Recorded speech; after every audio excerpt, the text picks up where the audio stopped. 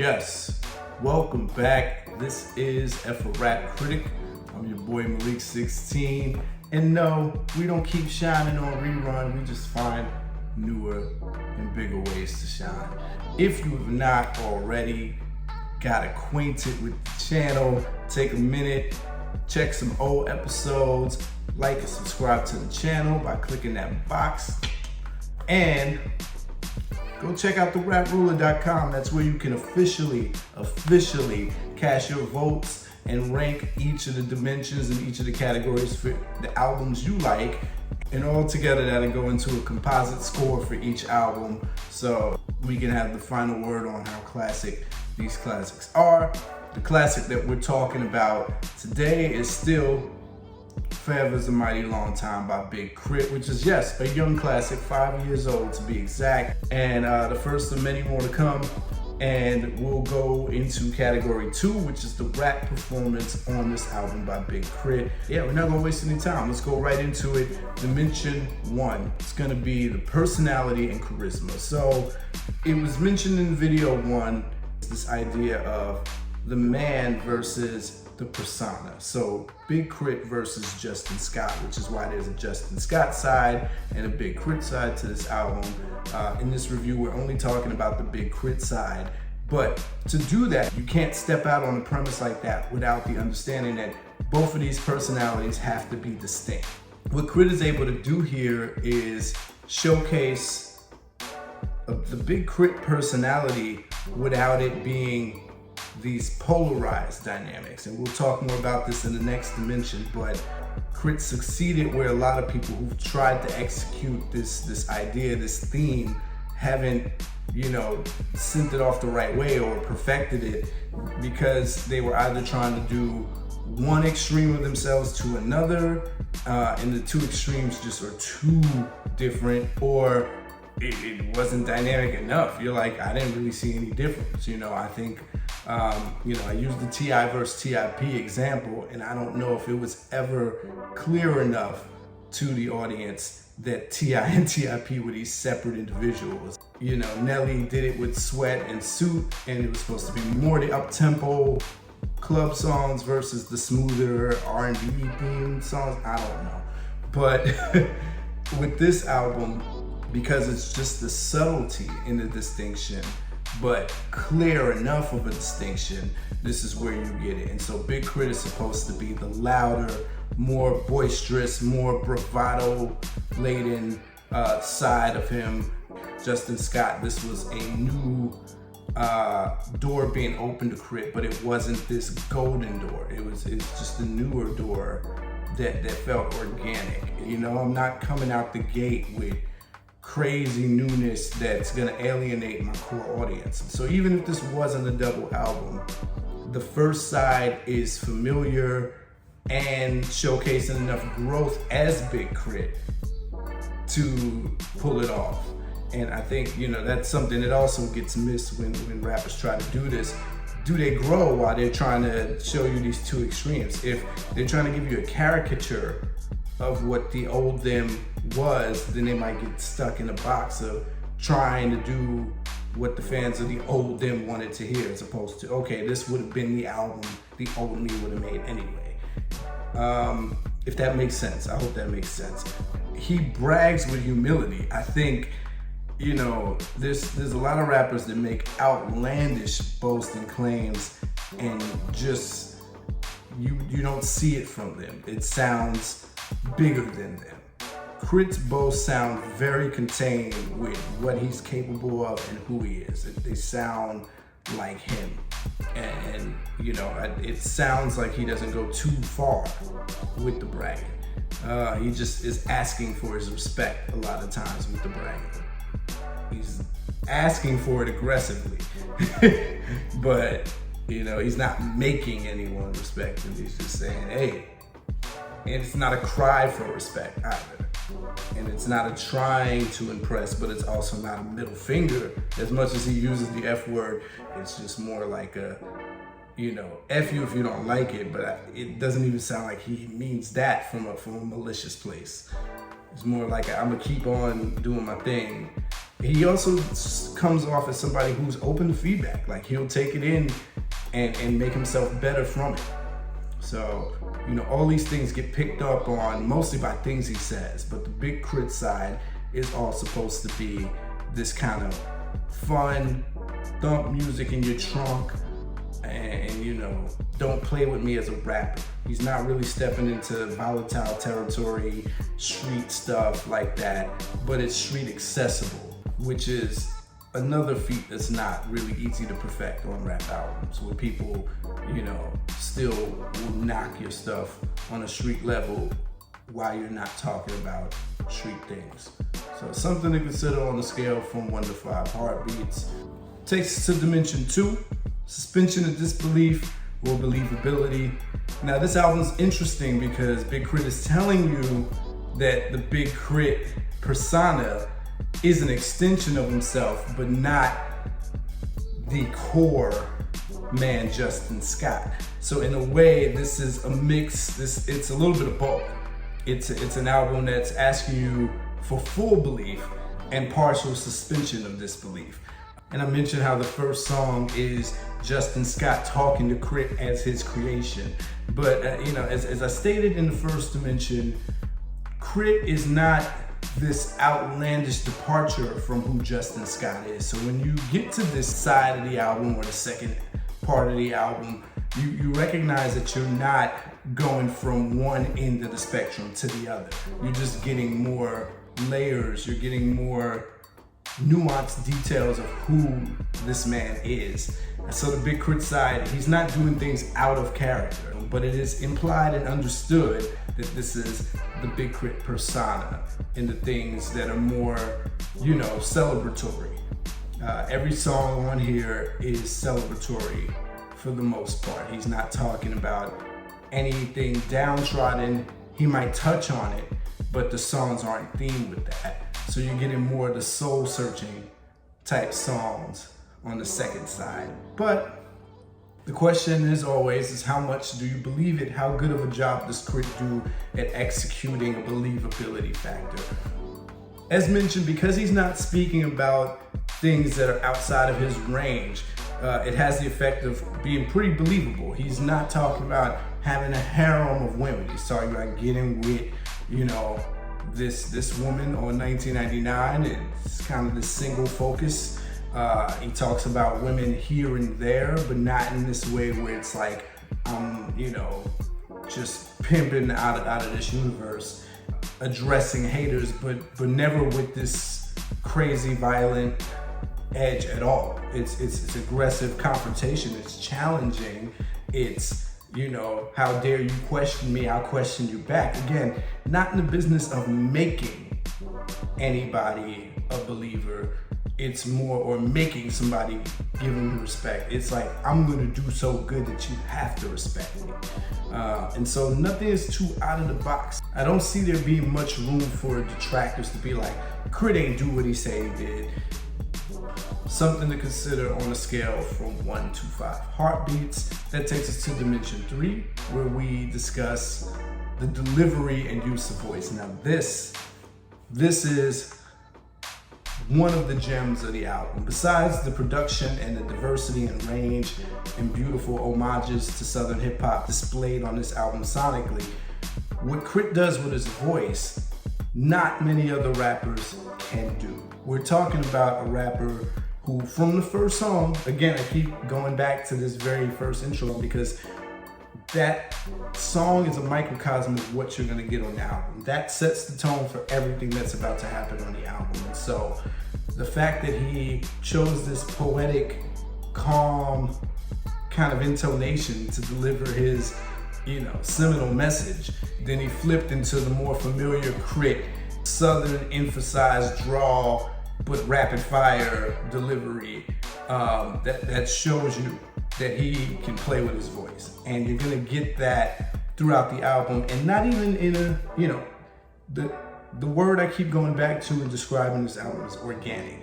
It never sounds like, oh, let me try to do this on this record. It just sounds like extensions, different extensions of what K.R.I.T can do. And so when you get to a song like Southern style, where he decides to sing or do a chanty bridge, it seems organic. It comes out of nowhere, but it doesn't seem like it doesn't fit with the song. It's like, oh yeah, Crit can do this. That is him giving you what you wanted to hear from Crit. You expect that boisterous, aggressive, in your face, with a little scowl on the end of it, reminiscent of David Banner. And him and Yellow Wolf actually share a similar inflection. And maybe that's that Mississippi-Alabama connection, but it's like a high-pitched snarl. Big K.R.I.T is more homely than venomous, if that makes sense. So even though he's like, from the south side, you know, that projection like that, he'll still bring it back because there's a deep end on some of his words. The bass is still there.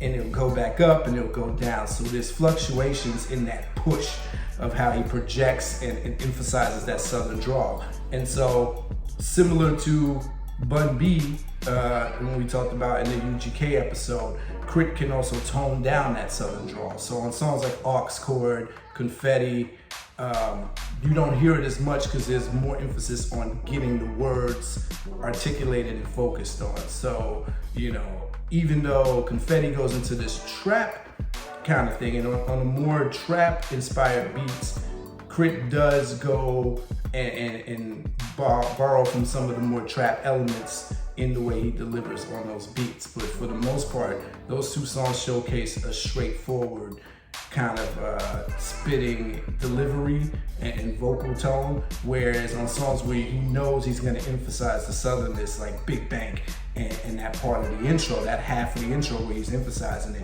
is played up to the point where words are getting bent and slurred to make them rhyme. Something I always admired from and maybe envied from a distance about rappers from other regions outside of the Northeast Coast, you know, Midwest and Southern rappers, is that they're able to expand their vocabulary because they can make words rhyme through bending them that, you know, you can't in New York because our words have hard ending consonants on them. So I remember Lil Wayne on The Block Is Hot. He said, you know, well, my block hot, baby, my block burn, my block on fire, baby, what about yearn? And I'm like, oh, you can make yearn rhyme with, you know, like certain words will get bent to put that southern emphasis on it, and you know, he benefits from that.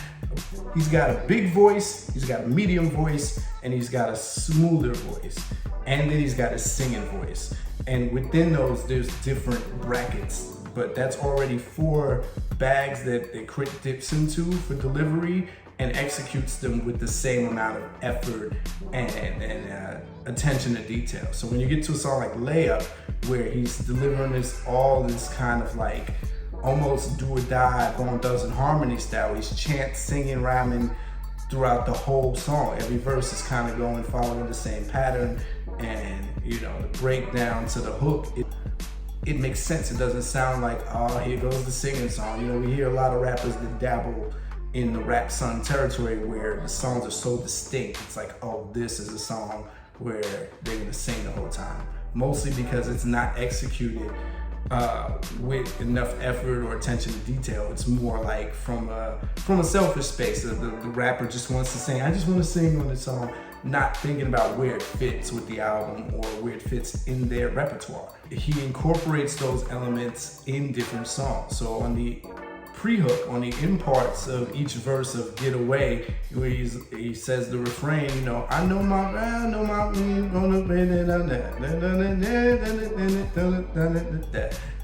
he's got that. Crit is you know, a perfect amalgamation of all of his influences. You will hear almost every Southern rapper that created a lane in the 90s for these 2000s rappers to exist in Crit's delivery. And he wants that to be known while still being original. Again, something not easy to do. The influence show without it being a complete derivative work. And so you're getting those sung elements, you're getting the big voice with the Southern emphasis on some songs. Sometimes you get the big voice without the Southern emphasis where it's more articulate, and then you get the medium voice, and then you get the smoother voice. So I mean, that's delivery There's in-pocket delivery on every song. Crit never goes off beat. He never spares melodiousness or the melodic quality for the sake of the words. Something to consider on a scale from 1 to 5 heartbeats. That takes us to dimension 4, the flow. The other gem on this album. So, you know, we got the production, we got the delivery and use of voice. Now we're talking about what Crit does on that microphone over those beats. Crit dances all over tracks. He marries the tracks perfectly, knowing what kind of flow he wants to bring on each one. And there's not a song on this side, at least, where it sounds like, oh, maybe that flow didn't fit this kind of beat. To have the intro start as subtly as it starts and then get as turned up as it gets with lots of syllables, he's matching the drum pattern. As the drum comes in, his raps come in and he's matching that. He's lined up and synced with that. You're gonna get that similar effect on Big Bang. Big Bang comes in, lyrics and beat at the same time. As soon as it comes in, he wants you to know it's high energy. And he does this thing where he lays a sentence out with his lower voice, like this melodious kind of lower voice. It's like, then he fills the spaces in, the rest of the bar with a bunch of syllables, brings it back to that on the starting part of the next bar. So you don't hear that and you're like, why did he say that? And then he comes back and then he's like, but the saints of the past and the hand to the and that's how he's going in, and then he just switches the flow up. Something you're gonna hear all throughout the album. Crit is switching flows at least 3 to 4 times in every verse. The only song where he's keeping the same pattern for the entire verses are Layup and maybe parts of Getaway. But, you know, he is switching up just to showcase, and it's seamless. It's not like, oh, here's the pause break, here's where I'm gonna switch it up. He's doing 3 or different 4 structures, and they're all not simplistic structures. One of the most interesting decisions he makes is on a song featuring Sleepy Brown and CeeLo. It very much sounds like something produced by The Camp.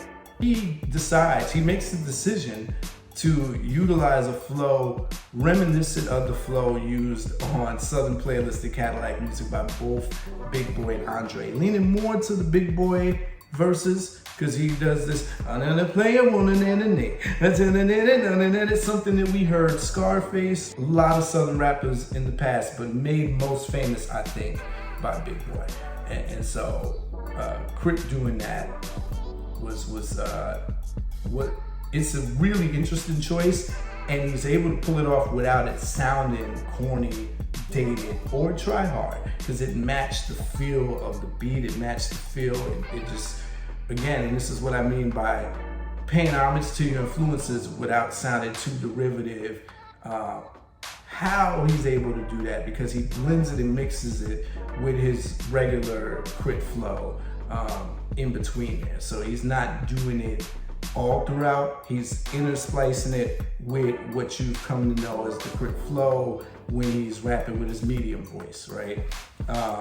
Ride With Me is more that aggressive attacking the beat pattern that you heard, just a little slower because the beat is slower. But all throughout, he is landing where the beat leaves the expectation to land, but he's using a lot of syllables to get there in between. Crit slinkies in his flow, in his rap pattern. You know, he can cluster rap, then he'll spread it out so it's breathable and digestible for the listener, and then bring it back. Yeah, I mentioned on Layup, he's doing a rap sung flow, but it's a pickup rap flow. So it's, you know, and he'll land on his last word of each sentence, he'll stretch it out in this sung pattern. So it still maintains its hip-hop essence. It's not like, oh, I'm just gonna sing my heart out on this song. Crit is really responsible with where he puts vocal stylings throughout the album. Something to consider on a scale from 1 to 5 heartbeats when we're talking about the flow. Dimension 5, wordplay and bar intent. So this is all about what Crit does on this mic. And, Crit uses clever lines all throughout. Lines like, last time I effed the world, I might have bust the center. Or, I should have been in the top, but y'all want to play geography lotteries. They said bass died, which is the triple entendre, is a way of saying like, oh, they say that bass music died out, which is Southern in nature. Bass died, like having big sound systems died, as well as, oh, I cranked it up so loud, I killed the bass in your system, or you were playing my music so loud that you killed the bass in your system, which Crit said was his intent. He loves when people knock his music at those levels like that, because that's how he produces, so you can feel it and hear it. They said bass died, my subwoofer's alive, because he's playing off of the whole Frankenstein thing. It's alive. So everything has intent, but Crit uses all of the rhetorical devices you would want a rapper to use to get to these points, as simple as they may be. Even if it's about getting with a shorty and watching her back it up, he's using, clever language to get to it. And I'll put some of those lines up so you get an idea of it. There's metaphor, there's simile, there's imagery, there's homonyms, there's all of that stuff. And lots of holorhymes in the cluster structure, because Crit is a cluster rapper, and within that's where he packs a lot of these lines. So, something to consider on a scale from 1 to 5 heartbeats. That takes us to dimension 6, punchlines and poetic wisdom. What Crit had become known for up to this point is being a rapper with poetic wisdom. I don't know how much he was seen as a punchline rapper, but the punchlines are evident on this album, and they come in every song. Maybe not being this hit you over the head back-to-back punchlines, but every verse has a punchline in it. It's something that Crit respects and wants to place in there, but it's not something that he emphasizes, like, oh, listen to it. It's more about kind of this, old soul, young man, Southern wisdom, something we see with a lot of successful Southern rappers who maintain and stay around long enough to build these memorable catalogs of albums. And Crit doesn't hesitate to credit who told him that. Like, oh, I was taught that by an OG, and I learned this from, UGK or so and so. And so he'll say these things, but he's still spewing out his own life lessons from his experiences. And it's the way they're put together. It's these memorable couplets, it's these memorable sentences of, wow, that is, something simple, but something to live by. And you get a lot of that, way more than you get punchlines, but the fact that you get both shows what Crit is able to do. And so, punchlines and poetic wisdom, something to consider on a scale from 1 to 5 heartbeats. That takes us to dimension 7, the concepts. We talked about Southernstein being the 4th installment of this I Love My Subwoofer, subwoofer dedication series that had been made kind of his calling card up until that point. To still find new ways to rap about the same topic, requires a lot of creativity and a good amount of effort, but it's the fact that Crit takes it the extra mile to make it sound like this crisp, fresh, new anthem that's an accessible and commercially viable song. This could have been a radio single, and maybe it was played in his hometown, but for the most part, this is a song that people were looking for and checking for, and he's able to make all of these metaphorical references to his subwoofer being an inanimate object that he brings to life, that you love by way of him. And he even starts rapping about his subwoofer like he loves it. So not so much of a Frankenstein, more like a weird science. Aux chord, loosely conceptual, because he's saying the names of all these classic soul singers in mixed ways. He's either shouting them out or using their names in sentences. all to pay homage and talk about how great that music was and how everybody needs to get up on it if they're not, and how this music makes you feel. Layup, loosely conceptual because it's using basketball metaphors to just paint this picture of earning the right to relax, right? Everything should come easy now because you put in the effort, you've been working long enough, you've been grinding long enough. And let me just hit the back of the board, do this easy layup, score these points, win the championship. So he makes a lot of those references there. That's where you're getting those big metaphors that we mentioned in the previous dimension in songs like Layup and Southern Style. So even Confetti being the long form of the 90s slang, 90s and West Coast slang for money, Fetty, but he's also using it in a sports reference kind of way, like, oh, all that celebration is raining down, it's not even real. You know, it ain't even like that. It's a fake celebration. So, you know, there's entendre and metaphor all throughout, which make it have its conceptual elements, which is, now that we're talking about it, if we gather the loose ones and the deliberate concepts, it's almost 50%, you know, conceptual. So something to consider on a scale from 1 to 5 heartbeats. That takes us to the content dimensions. Dimension 8, the externalized content. So how much is Big K.R.I.T talking about stuff outside of himself? You know, just not from his internal monologue, not expository, autobiographical stuff. 1999, song about women. Southern Style, song about his woofer. Getaway, a song about dealing with external pressures, outside world, aux chord, this journey through music. So there's content there, not the deepest content on this side. Remember, this is the Big K.R.I.T side, but he takes a break from talking about, you know, me, to get on those topical things. While Big Bank is more bragging about me, you know, Ride With Me, Get Up to Get Down, they're more about him, and of course the intro is all about him. It's not until the second side of the album that you're gonna get more talk about deeper things. But something to consider on a scale from 1 to 5 heartbeats. Dimension 9, internalized content. And that's where you get more of that introspection. Again, not a lot of that on this side. Layup and Getaway and the intro are where you get in that talk. Now the intro is contemplative, it's reflective, it's almost a lamenting too, but it's not sad, it's just more like, what did we come here to do, knowing what we've done so far? And, you know, speaking to the audience and yourself at the same time. It's not easy to pull off. And then, you know, Layup and Getaway share in that feeling of this song is about me, but it's also about you. So as much as it talks about K.R.I.T's experiences, he delivers it in a way and uses language that speaks to you and speaks for you. And I think those have those kind of make for the best internalized content songs, where you make the listener care that much more because you involved it.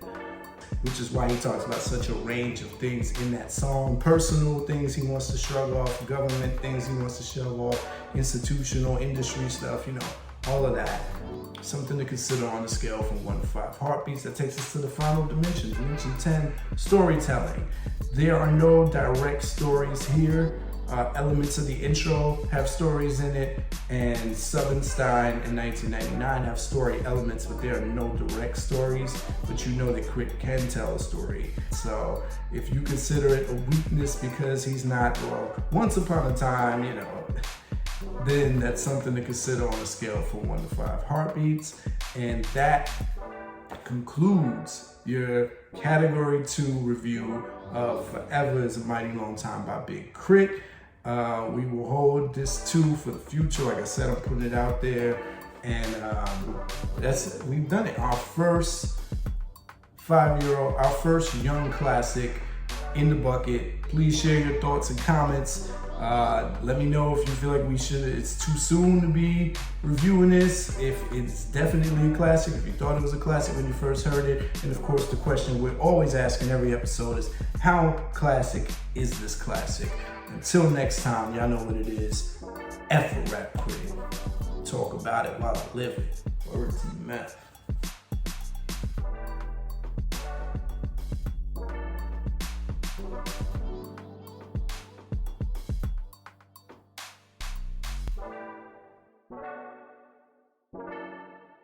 Thank you.